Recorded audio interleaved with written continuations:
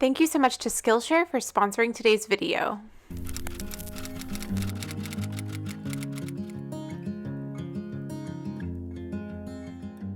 Hey guys, welcome back to my channel. I hope you're all doing really well today. So I am back today with actually my last fall sewing project for this year, but I think it's a good one. I really love how it came together. So today I'm going to be making this plaid dress, and this is inspired by a dress from Glam collection that is no longer available since their collection is no longer available. So I thought I would make my own version of this dress since I never got my hands on it.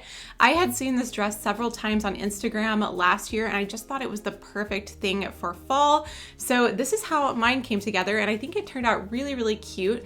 For the bodice, I used the Colette Patterns Hawthorne dress pattern, but for the skirt, I drafted this myself to kind of copy the same pleating and side pockets from the original dress, and I really love how it came together. I'll go over all of those details in the video, and let's go ahead and jump in and get started.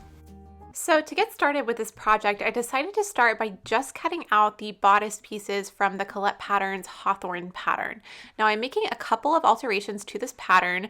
One is to split the back piece down the center so that I can insert a zipper. So I'm adding seam allowance to that back piece as well. And then the other is just to raise the neckline on both the front and back pieces and to get rid of this little V here in the front of the bodice. The fabric that I'm using for this project is a suiting weight fabric. It's a wool blend and a nice lightweight wool, so perfect for a fall dress. This actually came from my sister's fabric stash and she wasn't using it, so I bought it from her and it was the perfect thing for this project. So after cutting out the bodice pieces, I'm left with the bodice front and back pieces, and then the front and back facing pieces as well for the neckline and that button front edge. Then I have the sleeve pieces, the cuff pieces, and then a placket for the sleeves. I'm going to assemble the bodice first and then get started on cutting out the skirt. So let's go ahead and make the bodice and put this together. So the first thing to do is to pin and sew the darts. So I'm doing my normal method of transferring over the markings. Then I'm just going to pin these darts together, matching up the lines and sew them down. This pattern has darts at the waistline in the front and back, so that is 2 darts in the front and 2 in the back, but there are also 2 darts in the neckline at the back, so that gives us a total of 6 darts to sew.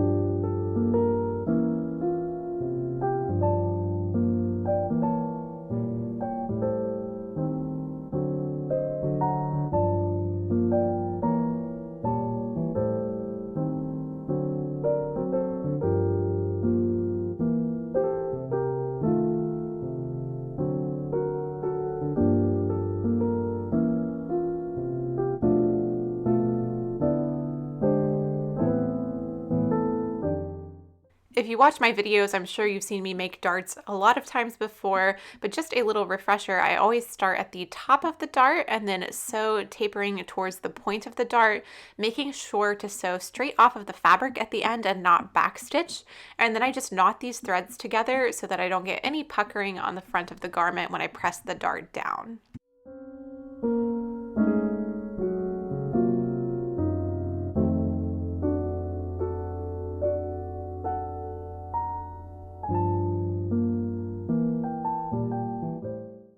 So once all of my darts are sewn in place, I'm just going to press them all to one side, and then I'm ready to start assembling the bodice pieces. Now this garment is a little bit different since it's going to both button and zip, so I have 4 bodice pieces in total, but I'm just going to start by matching up my shoulder seams with the right sides together and pin these in place.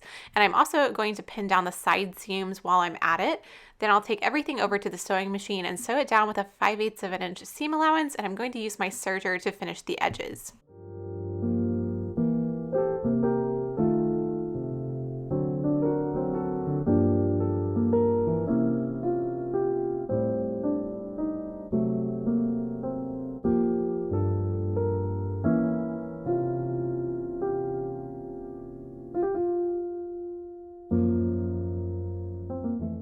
This is definitely one of those projects where I made it up as I went along, and this is an example of that here.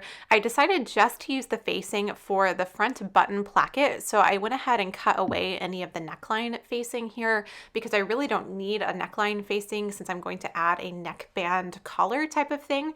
So now I just have these two strips of fabric instead of neckline facings, and I'm going to run the serger over one edge on these. So now I'm ready to attach these facing pieces to the front button placket. So I'm going to go ahead and align these with the right sides together, and then I'll sew these down with a 5/8 of an inch seam allowance.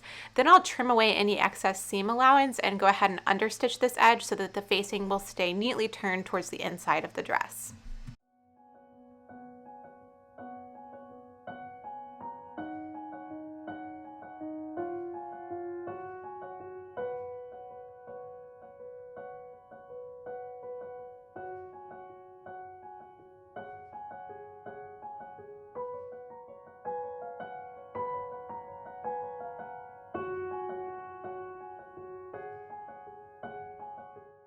So now I can press this facing towards the inside of the dress, and then I'm going to go ahead and mark and sew my buttonholes.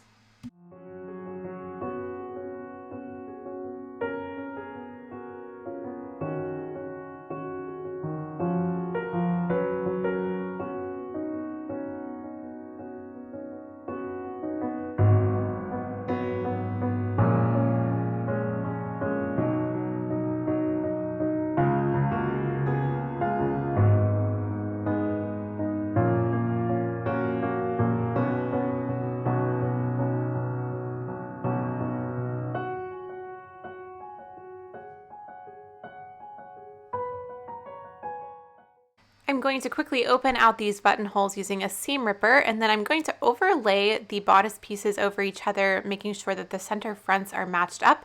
And then I'm just going to pin this in place so that I can treat it as one piece while I attach the sleeves. So the first step to making these sleeves is to make this placket, and this was a little bit of a different process for me. I've never sewn anything quite like this before, so I was learning as I went. And the first thing to do is to fold a series of folds that are all marked on the pattern piece. So I started out by folding one edge in 1/4 of an inch, and then the short edge on this little rectangular piece that sticks out gets folded in 1/4 of an inch as well. Then the top of this little extension, it gets folded in like a point, and then the other opposite edge of that first fold gets folded in 1/4 of an inch as well. So it's a little bit complicated, but I just really took my time and read the instructions a lot, and it wasn't too bad.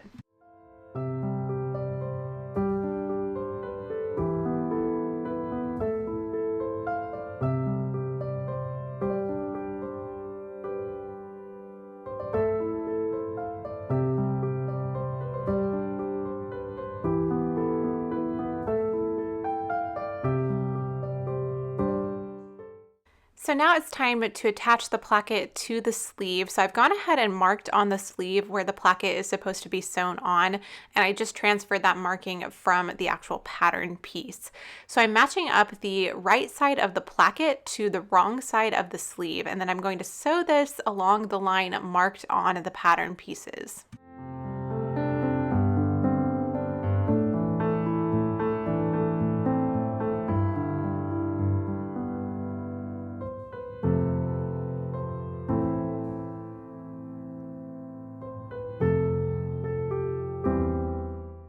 And with the placket sewn in place, I'm going to go ahead and cut into the placket along this line marked on the pattern. And this was a little bit scary, but it turned out okay.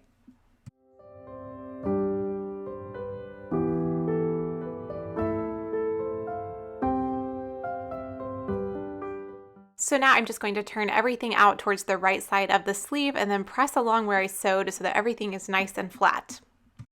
We are nearing the end of this complicated process. The next step is to fold this edge over this seam and then top stitch this little edge down.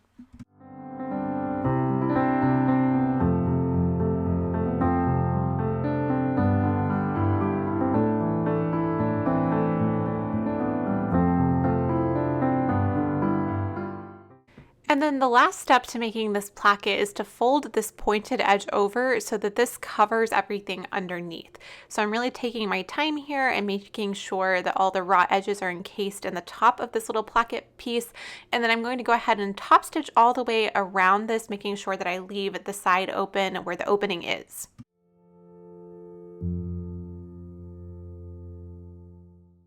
And with everything pinned down, here's what this looks like. It's a really neat finish, but I think it was a little bit complicated for the end result. I'm not sure that I like it enough to do that much work next time I make something like this. Now these sleeves have a cute little pleat on them, so I've gone ahead and marked the markings for the pleat and then pinned that together. And then I'm going to go ahead and sew 2 rows of gathering stitches along the top edge of the sleeve. And then while I'm at the sewing machine, I'm going to go ahead and fold the sleeve with the right sides together and sew up the side seam, and I'll use my serger to finish the edge on this as well. So moving on next to the cuffs, the first step to making the cuffs is to fold over the edge on one of the cuff pieces 1/4 inch, and then match these 2 pieces together with the right sides together, and then sew all the way around the lower curved edge.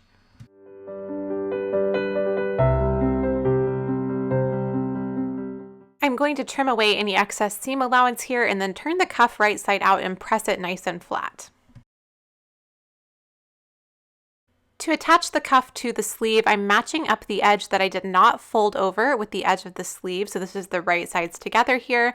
And then I'm going to pin this all the way around and sew this down.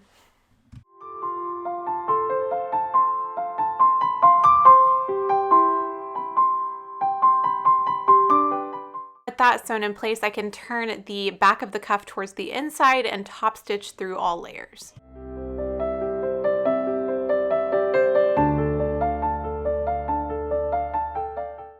So now I'm going to go ahead and attach the sleeve to the bodice. So I'm starting by pulling up these gathering stitches, and then I'm just going to insert the sleeve into the armhole, making sure to match up the side seams and adjust the gathers to fit. Then I'll sew this down with a 5/8 inch seam allowance and use my serger to finish the edge.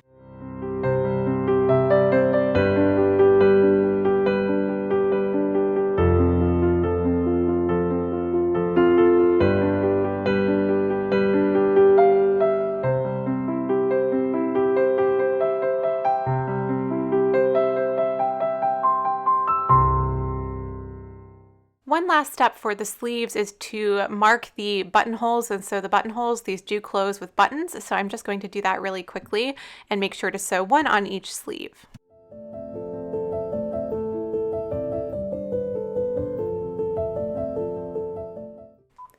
So now it's time to sew on some buttons, and I decided to make fabric covered buttons for this project. So I'm going to go ahead and sew these both to the front of the dress and to the sleeves. And since I'm using a plaid fabric, I tried to make sure that the plaid part that is showing on the button kind of matched up with where I sewed it to the dress.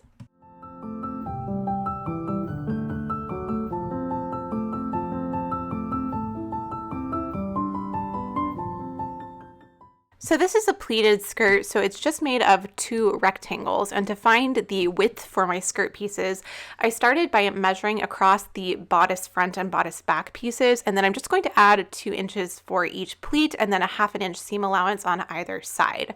So the front has 8 pleats total, so I'm adding 16 inches to the front, and then the back is half of that number. So the skirt front turns out to be 31 inches wide and 25 inches is the length that I chose. And then the 2 back pieces are 16.5 inches wide and then again 25 inches long. And then I decided to add side pockets. So I just cut out 4 little pocket shaped pieces. And the first thing I'm going to do to make the skirt is just run the serger all the way around the outside edge of the pocket pieces. Now I'm going to attach the pockets to the side of the skirt pieces. So I'm going to measure down 5 inches here and then place my pocket against the skirt with the right sides together. And then I'm going to do this on both sides of the skirt front and then one side of each of the back pieces.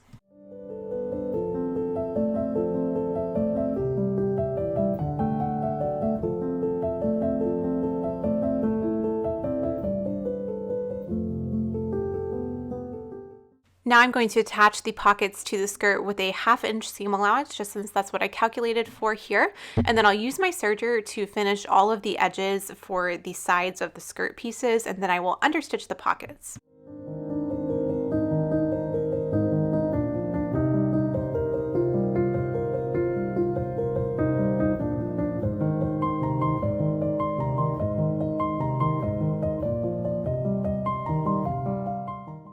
So now I'm going to sew up the side seams. So I'm just going to place the skirt back pieces against the front piece with the right sides together, making sure that the pockets are nicely aligned, and then I can pin all the way around this edge and sew everything down with a 1/2 inch seam allowance. Now I am trying to match the plaids here, but I'm not the best at matching plaids and stripes, so I'm sorry if that's a pet peeve of yours. They are not going to be perfect on this project.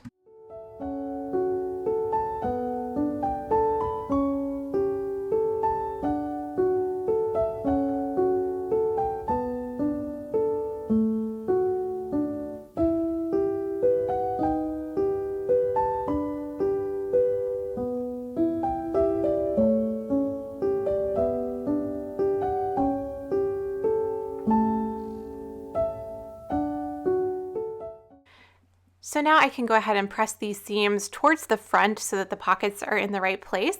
And then I'm ready to go ahead and pin up all of the pleats for the skirt. So I'm just doing my best for my pleats to match to the original design of the skirt. You could really do this however you wanted to, whatever you thought looked good.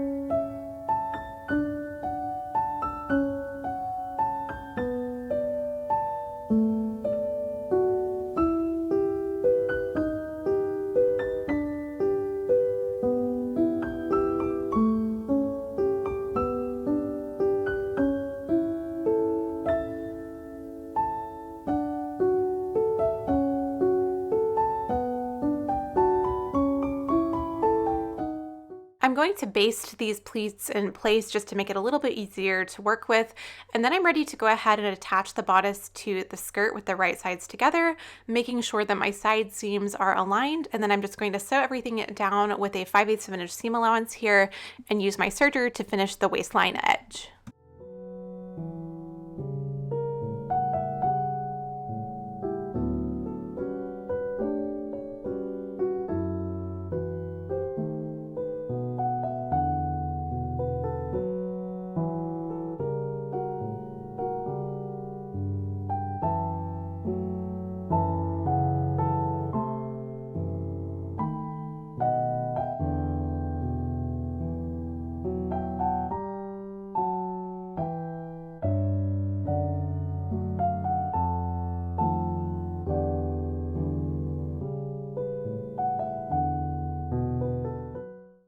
Now you guys have seen me put zippers in before, so I went ahead and put the zipper in off of camera, and then I'm just going to pin up the back seam and sew the back seam in place. So now I'm ready to make the collar. So I just kind of made this up as I went, but I started by tracing out the neck edge of my dress, and then I'm just going to cut out a piece of fabric that will fit around this edge. Now the width that I'm cutting it right here ended up being a little bit too wide because it was too tight on my neck, so I did come back later and then shrink that down just a little bit. So it ended up being about 1 inch in width, I would say. And I'm going to go ahead and cut out 2 of these pieces here to become the collar. Next, I'm just going to turn under the edge on one of these pieces so that this can be turned towards the inside and none of the raw edges will show. And then I'm going to pin the 2 pieces together with the right sides together and sew all the way around the outside edge. Next, I'm just going to trim away any of the excess seam allowance from the collar, and then I will turn this towards the right side and press it flat.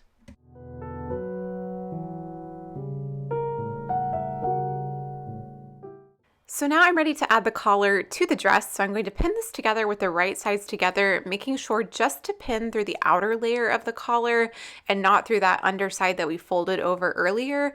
And I'm going to sew through these 2 layers with a 1/2 inch seam allowance.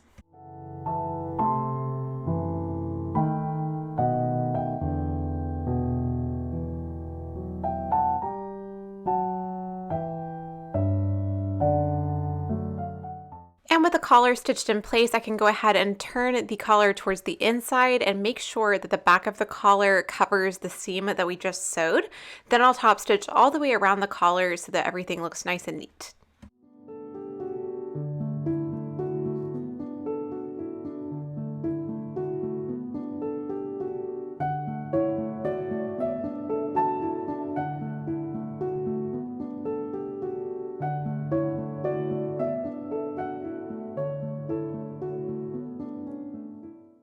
This dress has a really cute little bow accent at the neckline, so I wanted to add that to my dress as well. So I cut out a strip of my fabric, and I'm just going to sew this into a tube, leaving a gap in the center so that I can turn it towards the right side. Now you will see that I'm pointing the ends of this here, but I end up changing that later because I realized it was a little bit different from the original dress.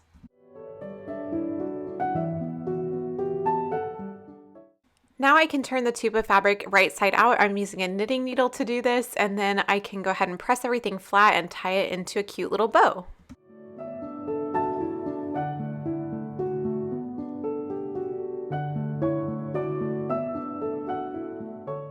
So here is where I realized that my bow did not look quite like the original, so I went ahead and trimmed some of the ends on my piece of fabric here, and then I'll just tuck those raw edges towards the inside and tack those down with some hand stitches so that it looks a little bit more similar to the original.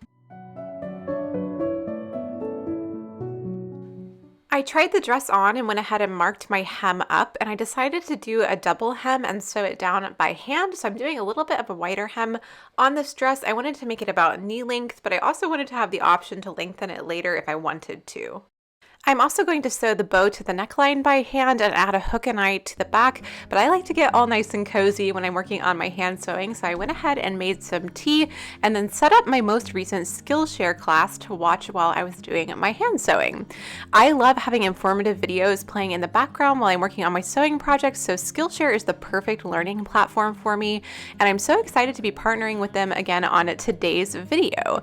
Skillshare is an online learning community with thousands of inspiring classes for creators, and they have topics ranging from sewing and fashion design to graphic design, photography, productivity, art, and so much more. I love using Skillshare to learn more about old skills and to explore brand new ones. While I was working on my hand sewing today, I watched a really fun Skillshare class called What's New in Knitting by Wool and the Gang, and it was really fun to pick up a new knitting stitch while I was working on some basic hand sewing. In this class, you learn this really cute knitting stitch and also how to make a basic clutch, so if you're looking to get started with knitting, this would be an awesome place to start. I love that Skillshare is curated for learning, meaning that there are no ads, so I can leave my videos playing in the background and continue learning while I'm working on a project. Most classes are under 60 minutes, so there's definitely something to fit with every schedule, and I was actually able to finish this class while working on my hand sewing today. Skillshare members get unlimited access to thousands of amazing video classes, along with hands-on projects and feedback from the community of millions. And they once again have an amazing special offer for those of you who want to sign up. The first 1,000 of my subscribers to click the link in the description will get a 1-month free trial of Skillshare so that you can start exploring your creativity today. Thank you again so much to Skillshare for sponsoring today's video, and let me show you how the dress turned out.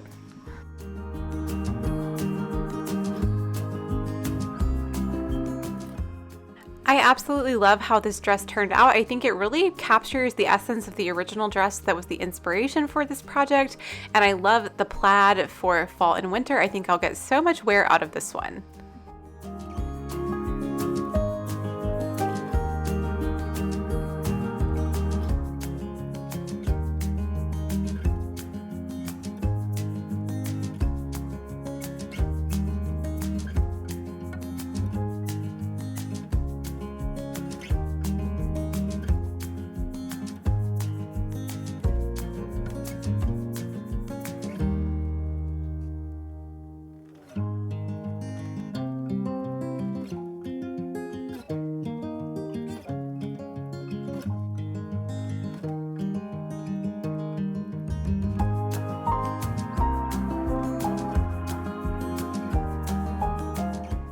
I love how this dress turned out, and I think it's the perfect thing to wear in fall and winter.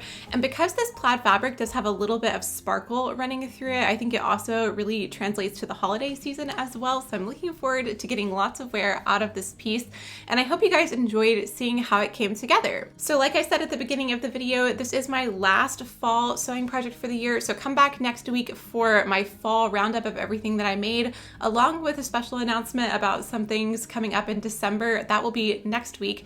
Thank you guys so much for watching and spending your time here on my channel today, and thank you again to Skillshare for sponsoring today's video.